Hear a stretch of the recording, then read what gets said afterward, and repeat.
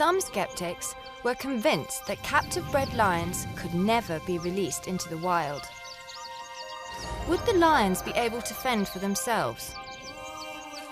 Would their social structures remain intact? Would they be able to successfully hunt? Follow this engaging African story of a few extraordinary people working with extraordinary lions. Known as ALERT, this groundbreaking program has one mission: return Africa's lion population back to its former glory.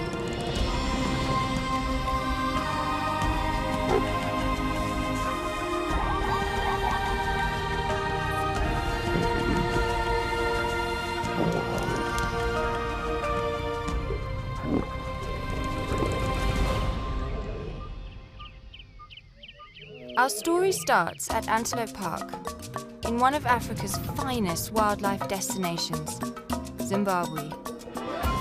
Stretching over 3,000 acres of savanna bushveld, Antelope Park provides sufficient wilderness area for the African Lion and Environmental Research Trust, also known as ALERT. This exciting program is in the process of executing arguably one of the greatest breakthroughs in releasing captive-bred lions into the wild. A quick introduction to the stars of the program. Beginning with stage 1 of the ALERT program, meet one of the walking pairs, Paza and Pena.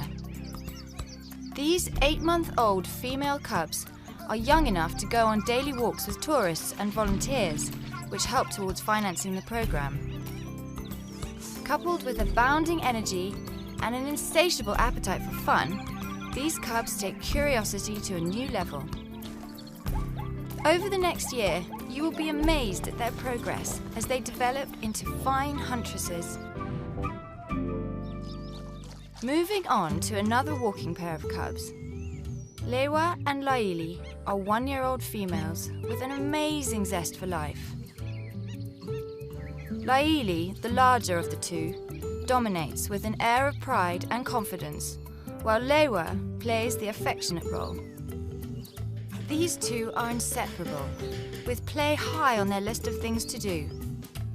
Over time, you will witness them put away their childish ways as they taste the pleasure of the chase. With Laili having the brawn and Lewa the brains, these two have no problem looking after themselves in the bush. They are a constant irritation to the zebras of Antelope Park, and the impala's worst nightmare. Enter the 4 MKs, our 2 to 3-year-old encounter lions. The 3 females, Mara, Mika, and Kylie, are led by the handsome male Moyo. Tourists and volunteers are able to accompany these lions on their walks, but only from the safety of a vehicle. Famous for joking around, this energized pride also has a serious side and cannot get enough of hunting. Over the course of the program, it's the females that display clever tactics, while Moyo has a lot to learn in the art of patience. Welcome the formidable seas. Another vehicle encounter pride. All over 3 years old, this tree-loving foursome is made up of 2 males, Chisa and Chundu, and 2 females, Chobi and Chete. Don't be deceived by their playful spirit. As you will witness, they are inclined to take anything on offer. With a number of kills under their belts, prey species have to be on extra alert when the seas are in the neighborhood.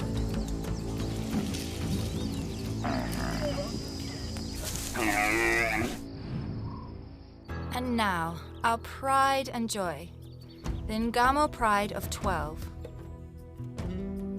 Released into the 400-acre Ngamo site over 2 years ago as a pride of 7, Milo, the magnificent male, and 6 females made this home and produced 5 cubs in this wild reserve. On the outside, Milo may seem docile and lazy, but he rules the pride with an iron fist. As a grumpy, greedy 10-year-old, everything is done on his terms. But he does have a soft side and tolerates his cubs to a certain point. 2 pairs of cubs are 2 months and 3 months old, while the pioneer female cub of the program, Wakanaka, was born over a year ago, being the firstborn in the wild from these Ngamo captive-bred parents. Wakanaka's performance in the release site is of great importance to the researchers of the project and the future of the Alert program. Join the amazing journey of a pride destined for greatness over the next year. Coming up in this action-packed episode, the MKs are on the hunt for something rather large. The 2-month-old Ngamo Pride cubs make a first-time appearance in the open after spending all this time in their den and thick vegetation. Our committed Antelope Park volunteers get their hands dirty to feed the daunting breeding lions. Meet the Peas on one of their daily walk routines. Ray accompanies the L's as they encounter nervy hartebeest. The Game Capture Unit are tasked with supplying more zebra for the Ngamo release site. And don't miss the action as Hungry Kwali zones in on an unsuspecting zebra. Can she hold on?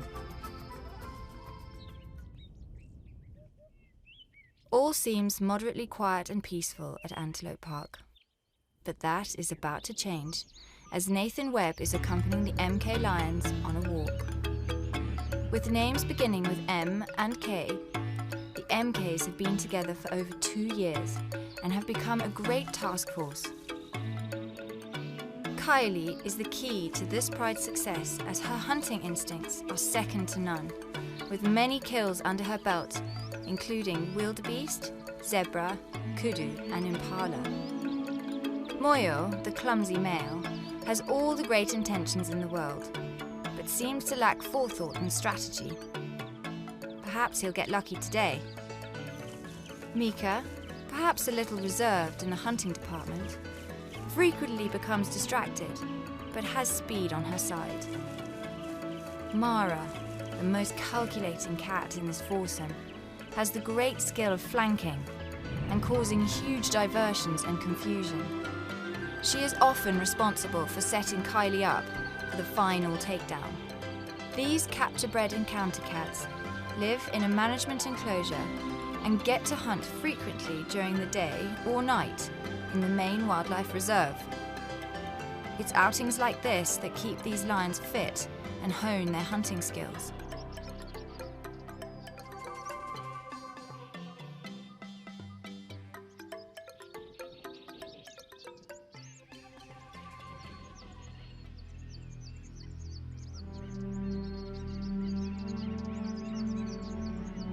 Historically, in the wild, many lions have been killed by kicking giraffe. The MKs will have to be extremely careful and treat them with respect. The tall grass gives them the perfect cover, and Kylie makes the first move.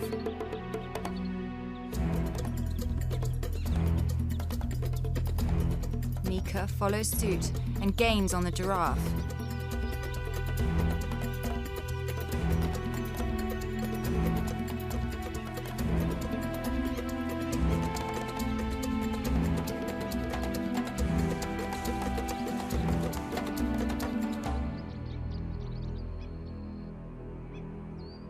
Had Mika come around the corner of some trees. It was a great setup. The sun was behind us, good cover from the grass and the trees, and she took off after the giraffe. Got really close, but you saw she hesitated a bit. She got close, but close enough to jump, but didn't. I mean, it's a big animal for a lion to take down, even an experienced older lion. So a younger lion has always got that element of doubt, and she sort of just pulled up just at the end. Meanwhile, on the other side of the reserve, Ray Kukesh, the Project Development and Research Manager, is making her daily rounds in the Ngamo release site. This pride was released into this 400-acre site over 2 years ago and have been closely monitored by the Alert research team. The initial pride of 7 has grown to 12 and something exciting is unfolding. One of the pairs of cubs have come out of hiding, and a whole new world has opened up for them. Mum, Ashanti, seems to be doing well, and even the mighty Milo is semi-tolerating the disruption. They're very playful this morning.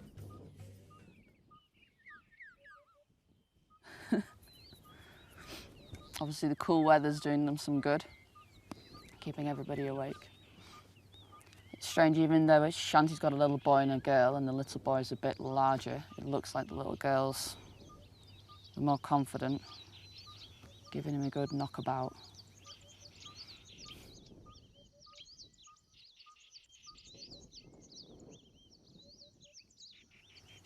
Wakanaka's about a year old, and it looks like she's becoming less and less interested in playing.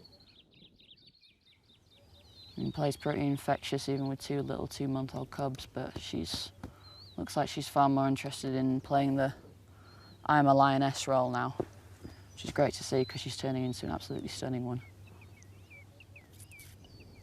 She's still giving them a bit of a bat around though, I think. 1-year-old Wakanaka is the first cub born in this release site, and her development as a wild cub is coming on in leaps and bounds. Baby Anopa investigates the research vehicle. Wow, this is a seriously confident cub. I'd expected them to come quite habituated to the vehicle, but I wasn't expecting them to be coming up to 3 meters away from the vehicle. It's the little girl again as well.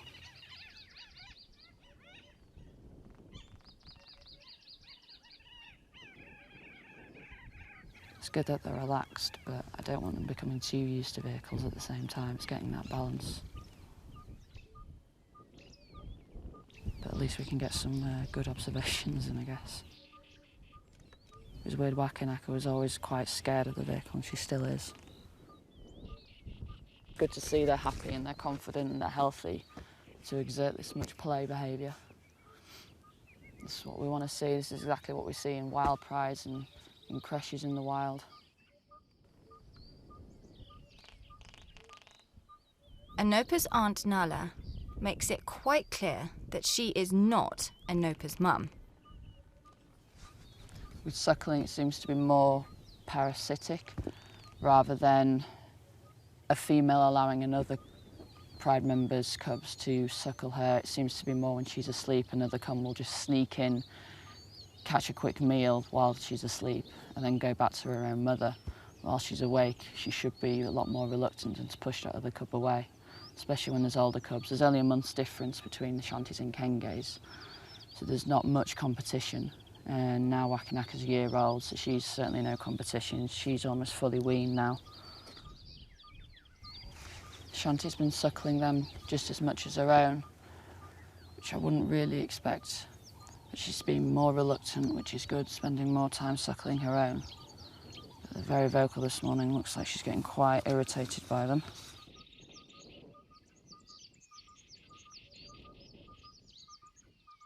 Much to Ashanti's relief, her cubs have been momentarily distracted.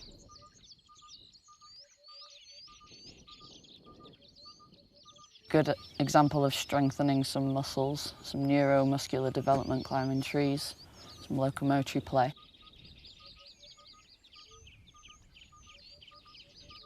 The MKs have also been distracted by a tree climbing opportunity. These lions will often climb trees to comb the area. With such tall grass, a commanding view like this will often lead them to prey species, but it does come with consequences.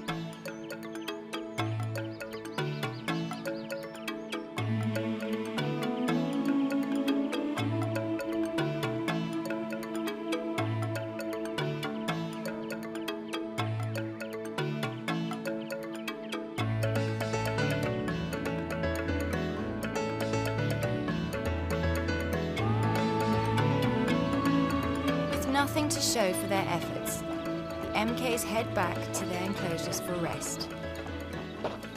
The Antelope Park elephants are also roaming around the reserve and enter their favourite river for a refreshing swim.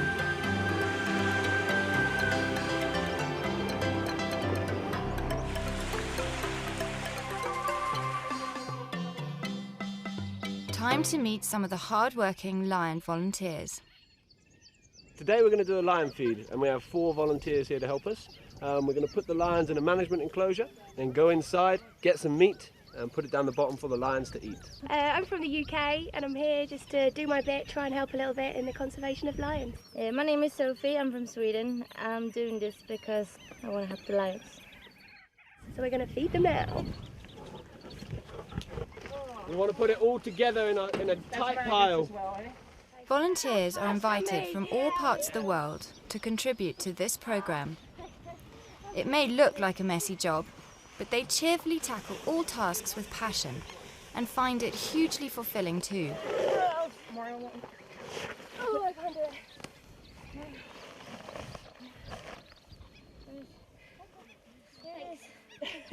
That's disgusting. The meat and offal is placed in one pile for a good reason: to determine the dominant male in the breeding groups. The dominant lion will generally be picked for good breeding options in the future. Scenes like this are rare and give tourists and volunteers a healthy respect of what lions are capable of.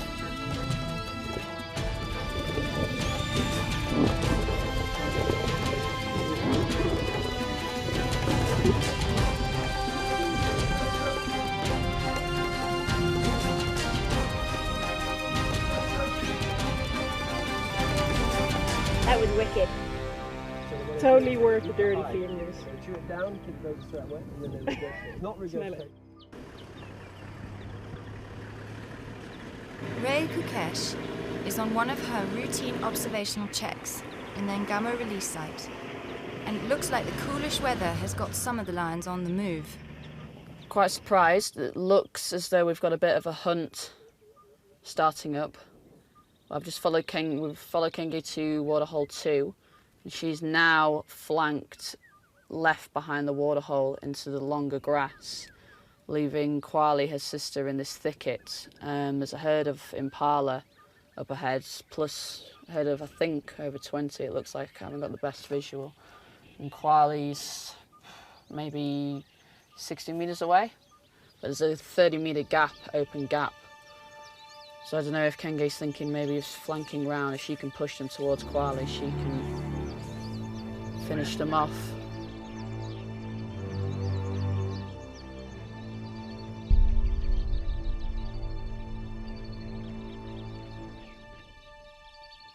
And it looks like Kwali can't quite make up her mind. She's up and down, but I think if we just sit and hold fire, we might see something, hopefully.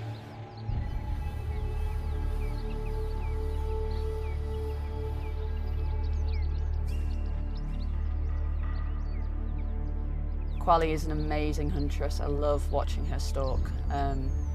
To be fair, she is rarely by herself, often hunts in a group, but when she is by herself, she goes for it. She is extremely stealthy. She always very tactical. She's you can see when she's thinking out, she's up and down here. You can see she's trying to figure out the best direction. She's thinking about the wind direction. She's thinking about this 30-metre gap.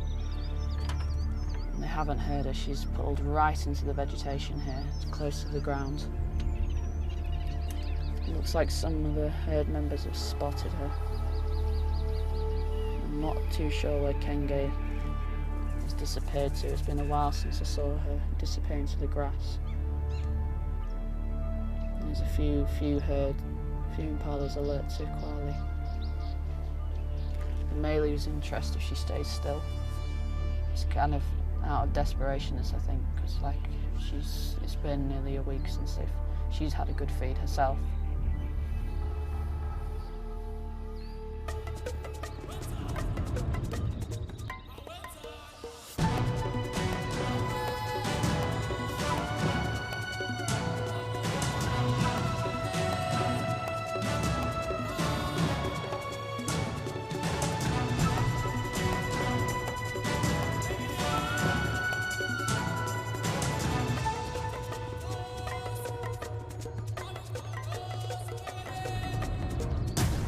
Benga and Kwali have missed out on a good opportunity. But to be fair, daytime kills are extremely difficult. The lions will have to be patient and wait for nightfall to have a significant advantage.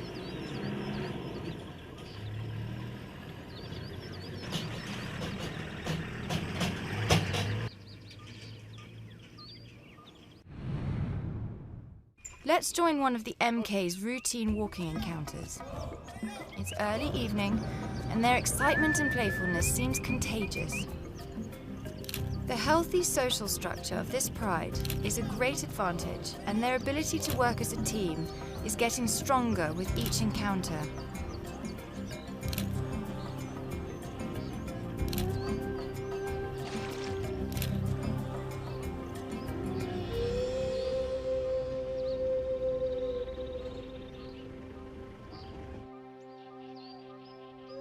It's been a while since they took down something to eat, and Nathan is optimistic about the prospects this evening.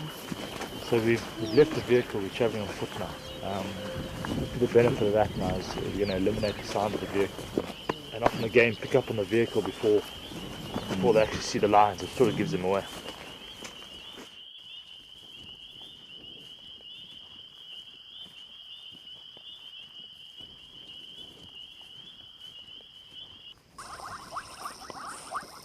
Well, the sun's setting and it's quite an overcast evening, so this is really the optimum time now. You can see the light is fading quite quickly.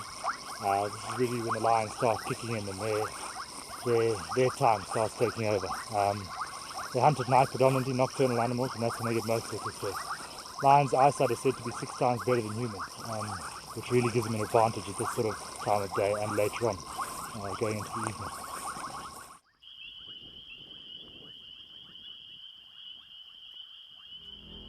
Kylie and Mara, the best huntresses, have paired off, and it's Mara that first notices the wildebeest. In typical fashion, Mara flanks off at a strategic angle, while Kylie chooses the direct line. Mika and Moyo, the male, have also noticed the herd and move into positions. Historically, Moyo often gives the game away by being over-enthusiastic, but he seems to be controlling his urge this evening. Many calves are on offer, making the adults even more alert.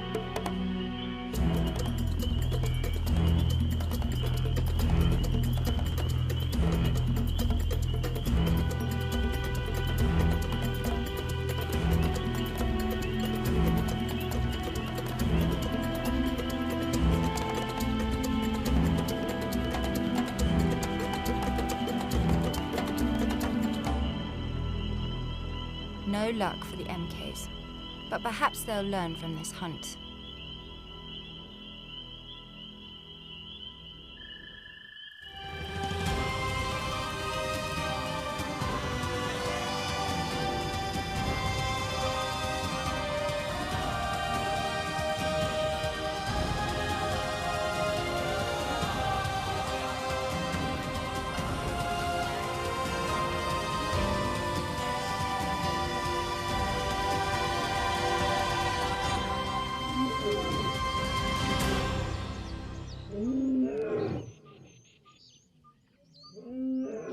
Another early morning at Antelope Park comes alive with Milo at his best.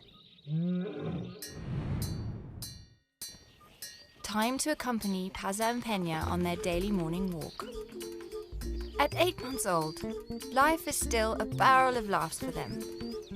Walks like this are key in their social development as they take in all the sights, sounds and smells. They haven't displayed much interest in prey species up until this stage, but that will soon change in a few months. For now, let cubs be cubs.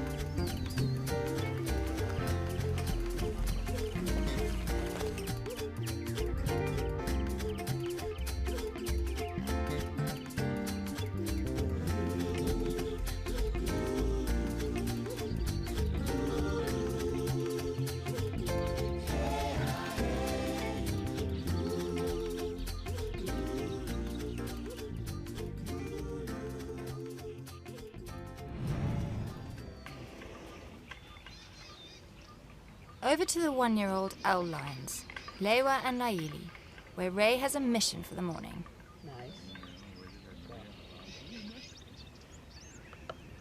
We've got Lewa and Laili coming on a walk with us today. But once a month I come on a walk with these guys and I do spore measurement, where basically we take them out into the bush as normal, and if luck would have it they walk through certain strata. We stop and measure the size of the pads, the straddle and stride. And the point of this is we're hoping to be able to correlate age and gender with the size of spore.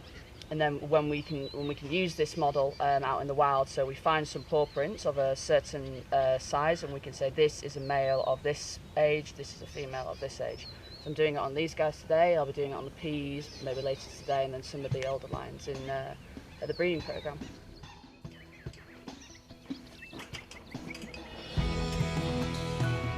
Laili and Lewa are now at an age where anything that moves looks edible, and it's not long until they are distracted by hartebeest.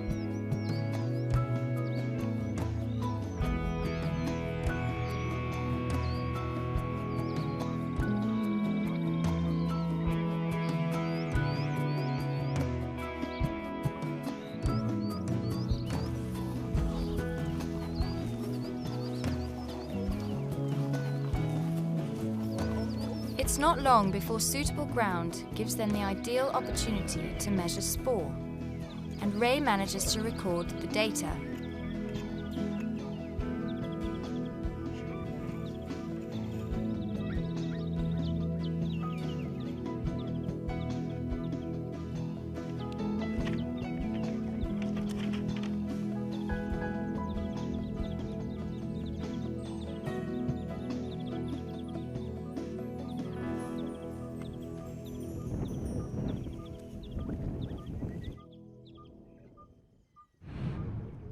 Let's take you behind the glamorous scenes to where our cheerful volunteers prepare the tasty tidbits. You always get the doers, and the people that take great delight in watching the doers. Just don't pop my hand, okay?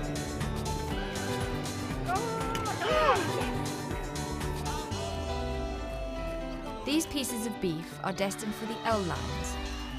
The perfect balance of vitamins and minerals are impregnated into the cuts to ensure the lions maintain top nutrition.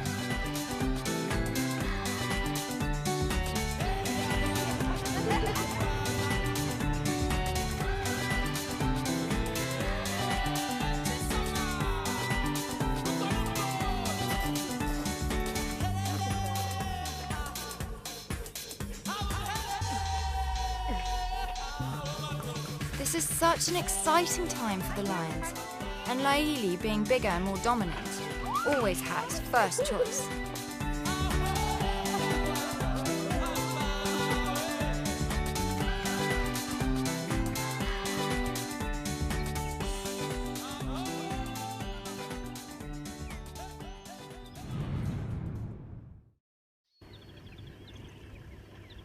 The MKs haven't got it so lucky, as they haven't eaten for 4 days. Nathan and Ephraim have joined them on a walk, with the hopes of a kill. After about a 10-kilometre walk, luck is on their side, and all senses go on full alert.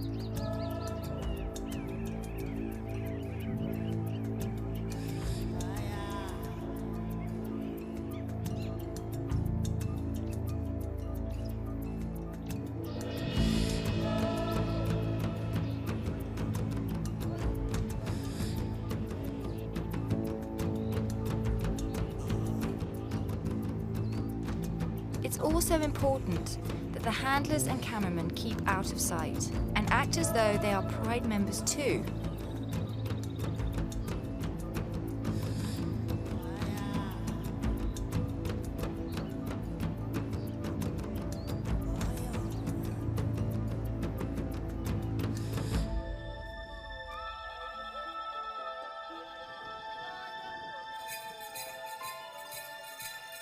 Everyone is hoping Moyo contains himself, as he often prematurely gives chase.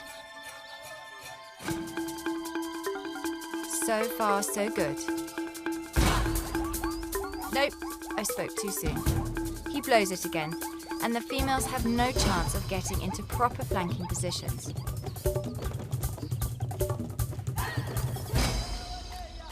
"10 out of 10 for intent, 2 out of 10 for patience."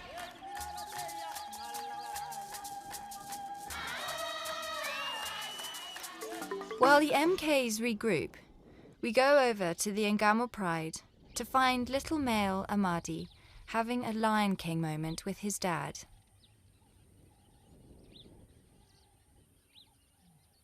Anopa is also looking for any takers to give her a little affection. Distant roars from the breeding lines 5 kilometers away have got Milo responding, and the vibrations from his deep roars can be felt by all in the vicinity, and he is soon accompanied by fire.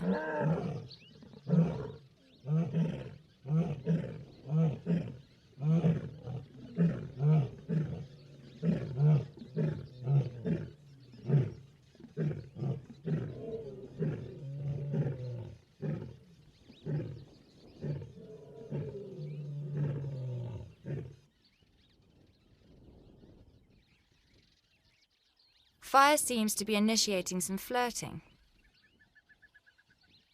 but it doesn't lead to much, as they go off in search of prey.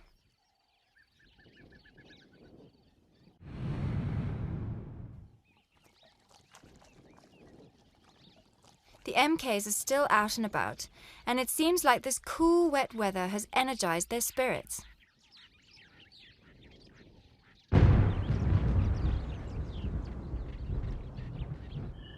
A short storm has forced Nathan and Ephraim to continue in the cruiser, while the cats are still on the lookout for a meal.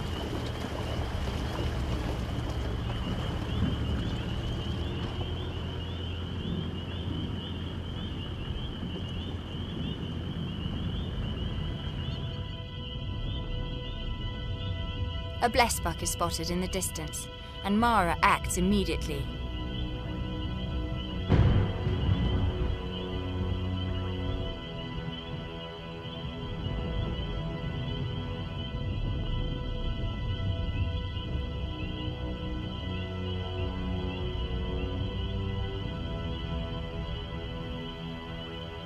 Even with the fading light, the blessbuck has the lion's visual, and it's not long before Moyo does what he does best: a premature chase.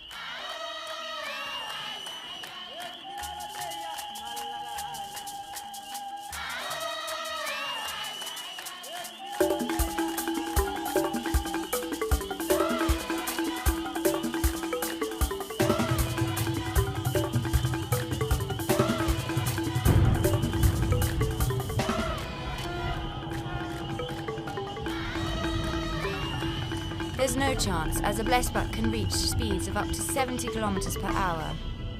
The MKs will have to go hungry tonight and hope for a better result in the next few days. Roughly every 4 months, the Ngamo release site needs stocking up of prey species. In particular, they are short of zebra this month, and we join the game capture unit as they prepare for tomorrow.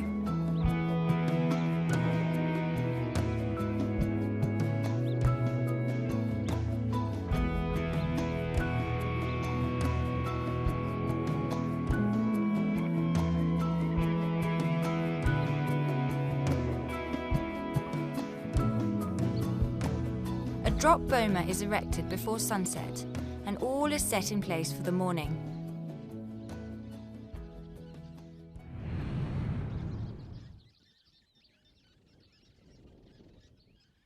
This method is called a drop boma, where we pick a site where the animals are feeding or drinking water.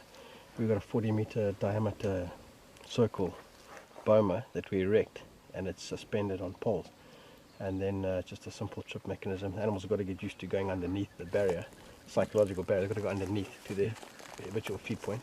They're used to feeding here at about 3 o'clock in the afternoon, so we just keep with the same pattern. We would prefer not to, but if we happen to catch 2 species together, in that area, we wouldn't expect too much of a problem because it's a big enough area they'd probably satellite each other.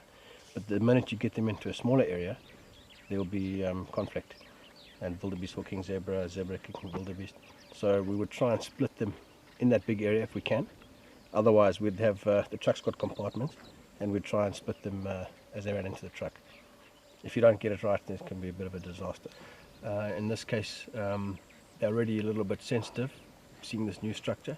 Once it trips, we've got a cable, so it's on a lever system, which just loosens the bottom cable, and then it loosens it all around, it's weighted, and then it falls down to the ground with gravity. Back at the Ngama release site, all 4 cubs are out in the open, and Ray makes a concerning observation. I'm starting to get a little bit concerned regarding Ashanti's weight.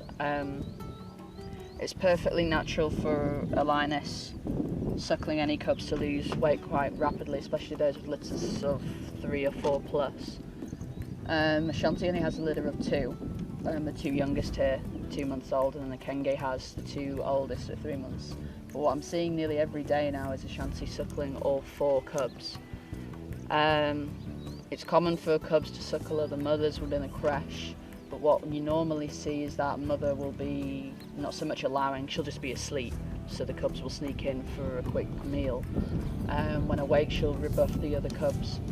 She's not doing this with all the Kenge's cubs, she's allowing, we're seeing all 4 cubs suckling her simultaneously, whereas Kenge is not allowing Ashanti's cubs at all to suckle, I've only seen once or twice, and only every now and again letting her own suckle.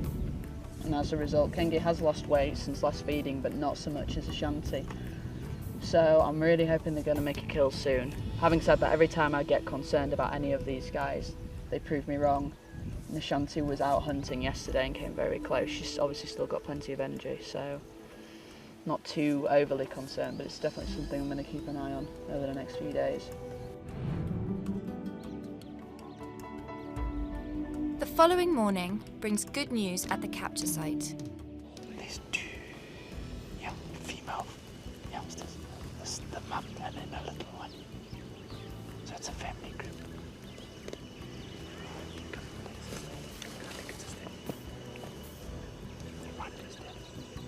Obviously sometimes we've got to be careful, the zebra can kick, so we've got to stay out of their way and just go in there carefully. The capture unit jump into action, and the slick operation takes shape in no time at all.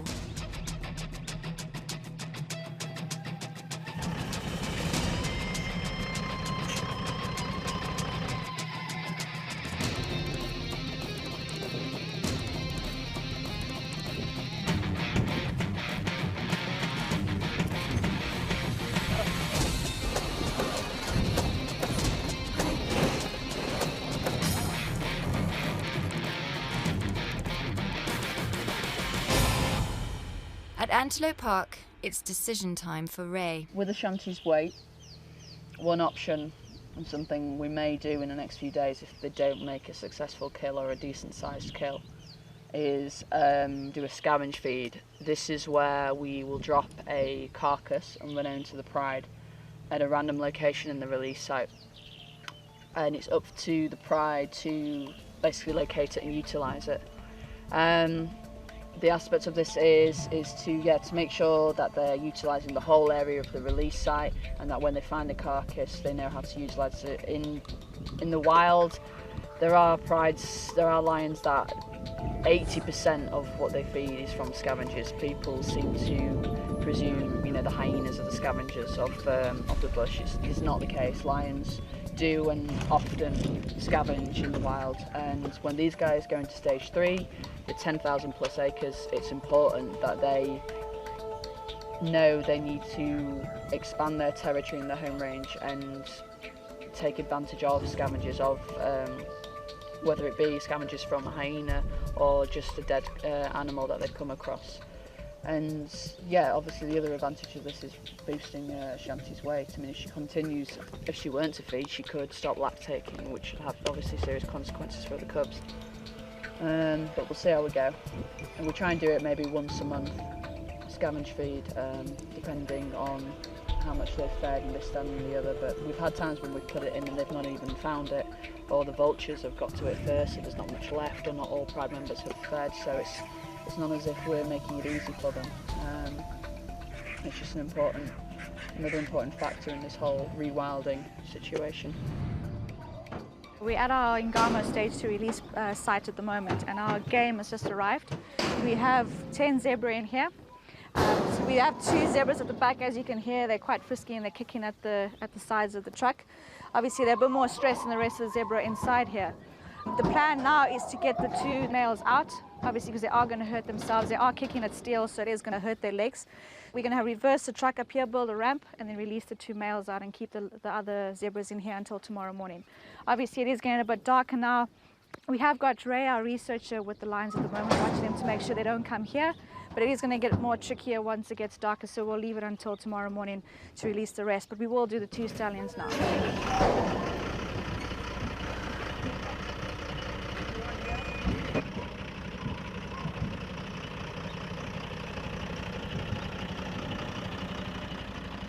With light fading fast, it's vital that the team act quickly. All the noise is bound to arouse the Ngamo Pride, and that would be a potential disaster while the gates are open.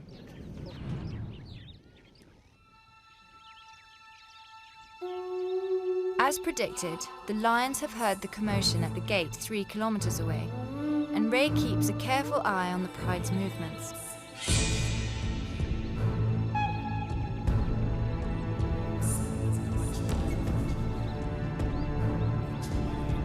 It's evident that the new aromas and interesting sounds have aroused the lions even more, and Ray gives the alert on the radio.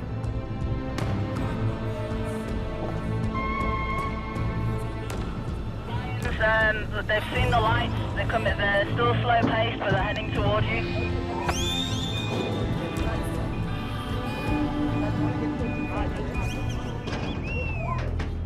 It's now or never.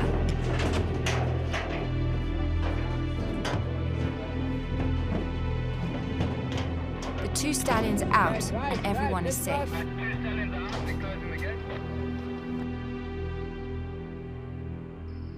At nightfall, the Ngamo Pride are still intrigued with the latest arrivals and continue to explore their surrounds.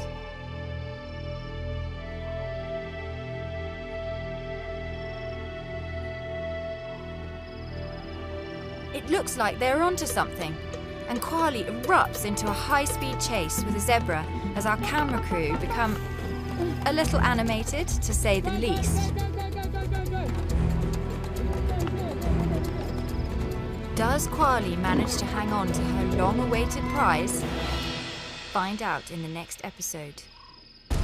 Milo plays tug-of-war with little Amadi. Laili and Lewa go on an outing that leads to something out of the ordinary. The Ngamo Pride Creche is a continual source of amusement. Fire has to be darted to keep the balance in the pride healthy. Paza shows off highly possessive nature with a tortoise. And Milo demonstrates why he wears the pants around here.